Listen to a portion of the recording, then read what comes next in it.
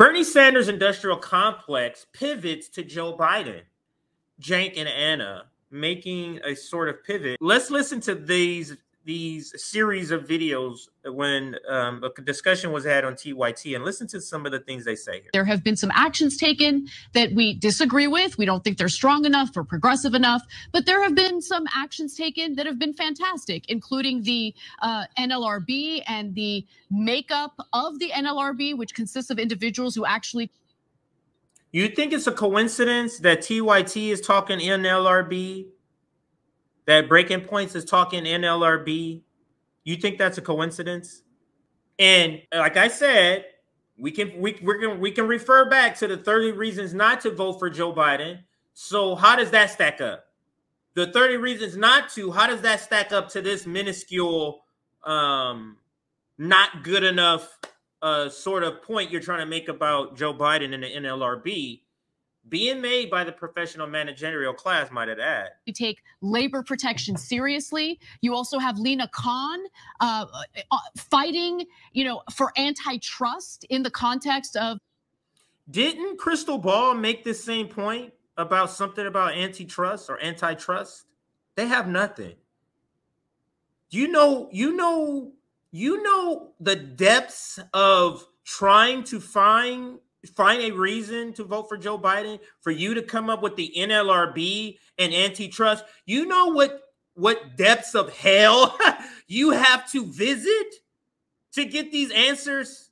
All right, let's continue. Of the FTC, yeah, she's the head of the FTC. So there's some really good appointments in that regard. You also have Biden reworking his student debt relief program, which has been fantastic. I just spoke.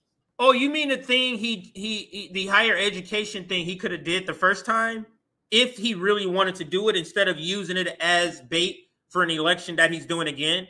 You mean that? Miss me, man. Like, I don't get how you being fooled by this again. How is that? How? Spoke to family members in Florida who happen to be Republican voters. They just got their student loan. Well, they just got significant relief in their federal student loans. And they're like, oh, maybe Biden, right? Do I think that Biden came up with those ideas himself? Hell no. Biden's the one who passed the bankruptcy bill. He's the one who championed. You know what's happening? If you look at the polls, this is panic from the polls.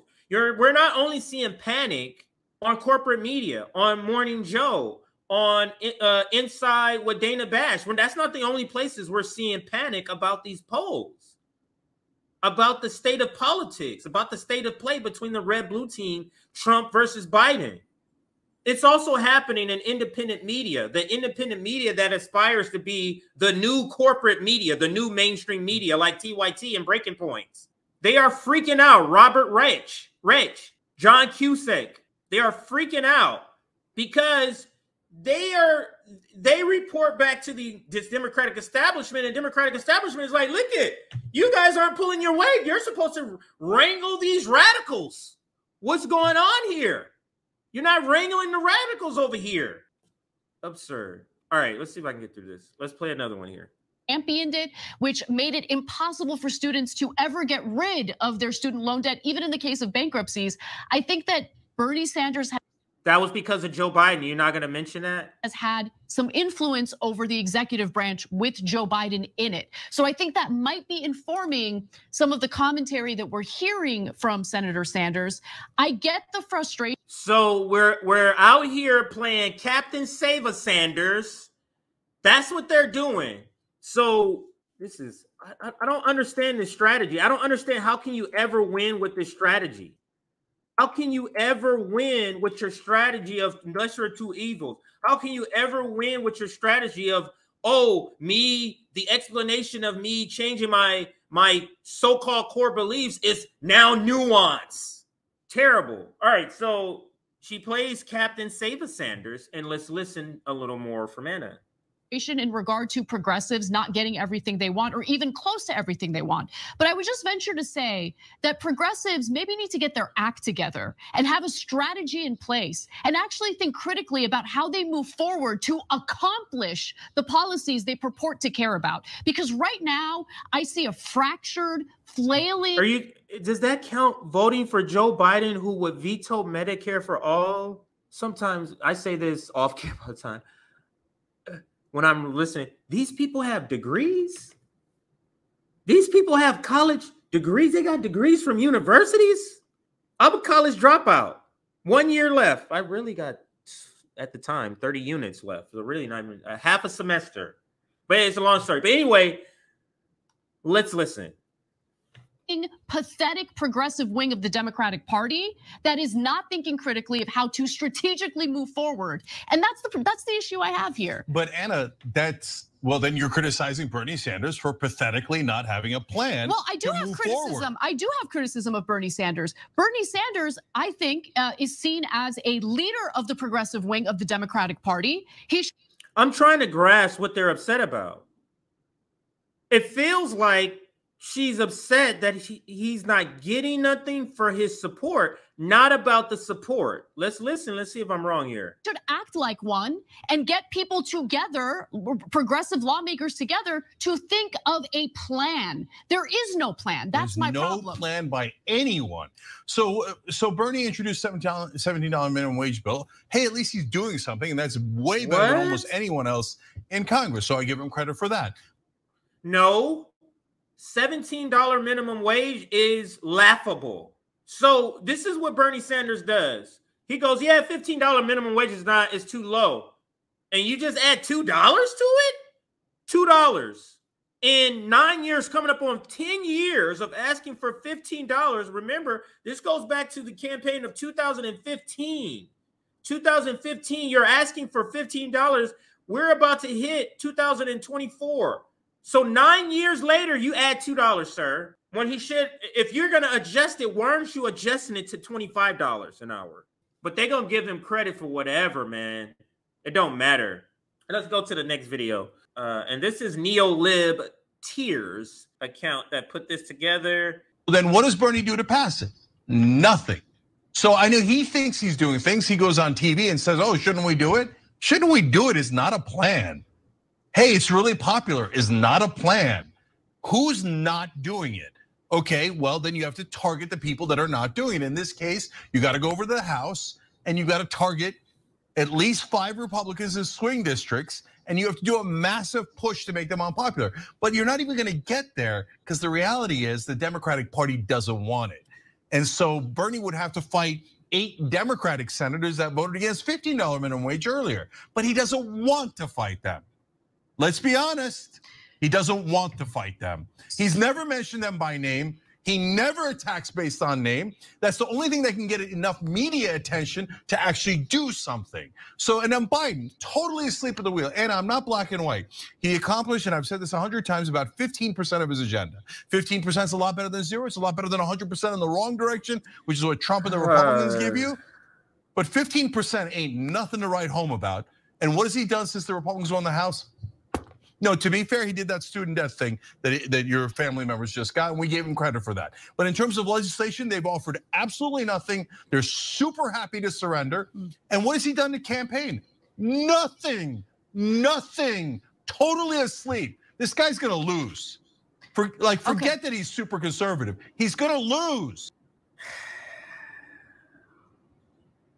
Reproductive rights when they had a super majority under the Obama administration. And I'm not really interested in hearing the excuses about the so-called blue dog Democrats, especially after the Democratic caucus fought hard to get a conservative anti-abortion Democrat reelected in Texas, and that was Henry Cuellar. So this notion about, oh, women might lose their right to choose, that ship has sailed in much of the country already, and it happened under Biden's watch. It happened because of the lack of protections and the lack of action that was taken by the Democratic Party years ago during the Obama administration. Sorry, I had to give you that caveat because every time that gets brought up as a scaremongering tactic by Democratic lawmakers, I lose my mind.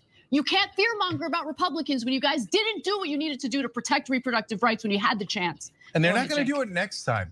Biden has promised, you know what he's promised for his next term? Nothing. He hasn't told us what he's going to do at all.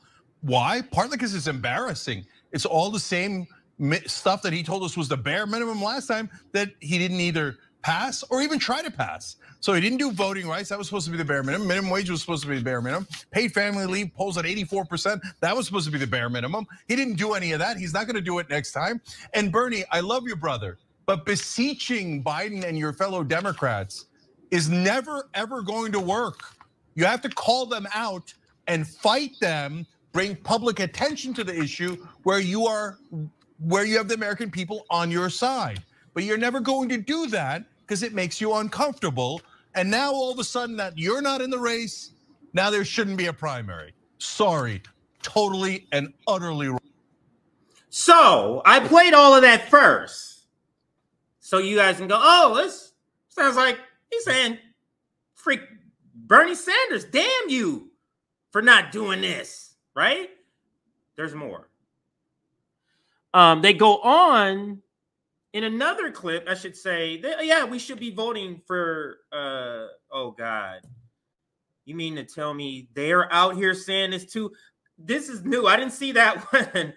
Jesus. So Sam Cedar is out here doing the same thing. It looks like neoliberal tears caught Sam.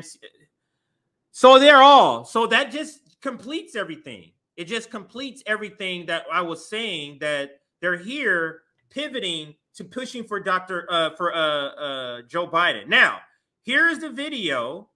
Now, you heard them say all those things.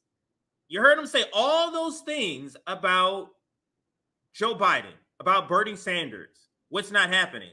Now, you would think, oh, of course we're not going to vote for him. Let's listen to what they say here. I don't think it's complicated. He did a fake elector plot. It was an outright coup. Risking that lunatic fascist coming back in is unacceptable. So when we're going to a general election, I don't think the third party candidate is helpful. And how do we plan a strategy with these people? Because they had us. We're in the audience. Yeah, he's corrupt. Yeah, Bernie Sanders sold out. Yeah, he shouldn't have did that. Yeah, we would be cheering. Get us all hyped up. And we'd be like, what's the solution? Well, we got to vote for them. What? What did you say? Did you just hear the emotion and the anger in the previous set of videos? But somehow they're still voting for the person they just said. You see the lane, and I've mentioned this all the time. It's the lane of we're going to critique this person the same way that an RBN, that a RBN or a Jimmy Dore or a Convo Couch would critique. But we're still going to vote for him. You see how they get the ears of those discontentment by saying the right things, but then they deliver the same garbage. So I'm going to back it up a little bit and let it play out. I mean, just completely different. He was just wailing on Bernie. You were just wailing on Bernie. Now you have pictures of Bernie in the background cheering on stage. I don't think it's complicated. He did a fake elector plot. It was an outright coup. Risking that lunatic fascist coming back in is unacceptable. So when we're going to a general election, I don't think the third party candidate is helpful. And so, by the way, I'll be called an establishment shill for that by the. Why wouldn't you be? This is what the professional current engineer class, they go, yeah, that's the definition of it, but why are you calling me that? Because that's the definition of it. What you're doing missed the definition of a concept or word, and we call you that concept or word, and that's supposed to be wrong? The right wing and people on the left pretending to be on the left, but actually are right wingers. And say, oh, no. So he knew we were going to call this bullshit out. These people know what they're saying isn't left, and they know that that real leftists are going to call them out. So they preemptive say people who call themselves left, they're going to call us out, but they're really right. They're really right wing when they want to dismantle the military industrial complex that you support by way or via Ukraine war. That was a Twilight. I had a deja vu Twilight Zone second there, but let's continue. No, let Trump win. That'll be helpful to what? What will it be helpful to? Nothing. By the way, let me just let it go. Let me let it poll play. that I'm about to tell you makes both of my points for me, which is currently right now, Biden is losing to Trump by 2 points. But when Cornel West is in the race and they do that same poll in a poll out today, then Biden's losing by 5 points with almost no chance of winning. Now, it's a long time from the election, but if the election were held today, Biden would definitely lose to Trump because of the third party candidate, okay? But that leads to my second point, where Bernie is totally wrong. We're not in the general election. We're in the primary right now. So you're saying at this particular time, there shouldn't be a competitive primary because Trump might win. Well, this thing, and this is a reoccurring thing in the professional managerial class. It's a thing they do. It's like where the adjectives they use is always inflated. It's always inflated or underinflated. It's never an accurate sort of depiction of the size of something. So I'll replay it and you'll see what I mean here. It's so frustrating. Like when they go, like Marianne Williamson said, we need to have a revolution at the ballot box. And I'm like, what? A revolution at the ballot? I've never heard of this. You see the co-opting of the language revolution? It's that type of thing they do.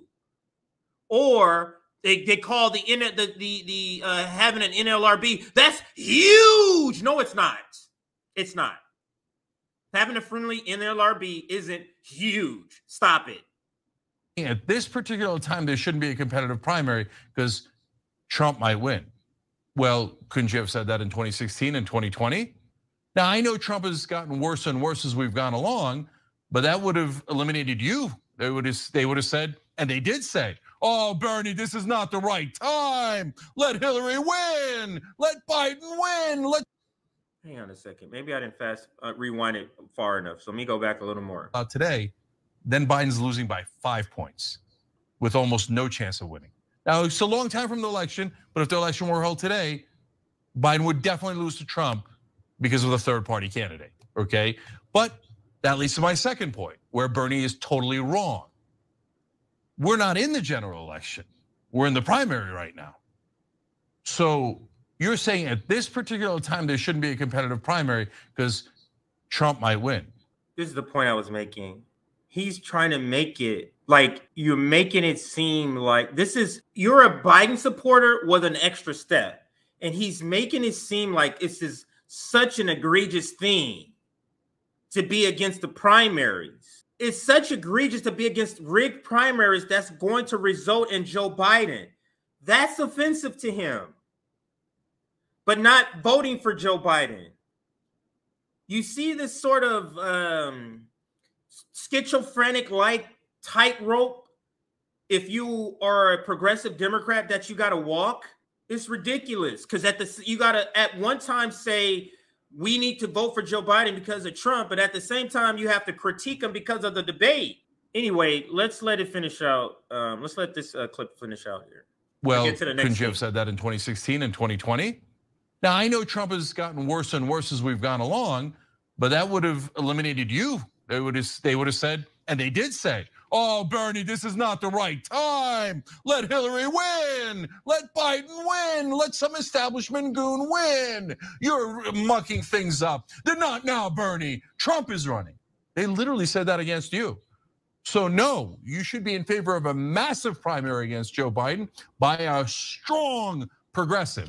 And one of the reasons is the poll I just gave you. The brother's gonna lose. Even without a third party candidate, he's gonna lose. He's gonna lose without a third party candidate. This is the time to back the worst. He just said he's gonna lose even without a third party candidate, but the progressive, the left guy is saying the third party candidate shouldn't go. I don't understand. Who's still listening to this person?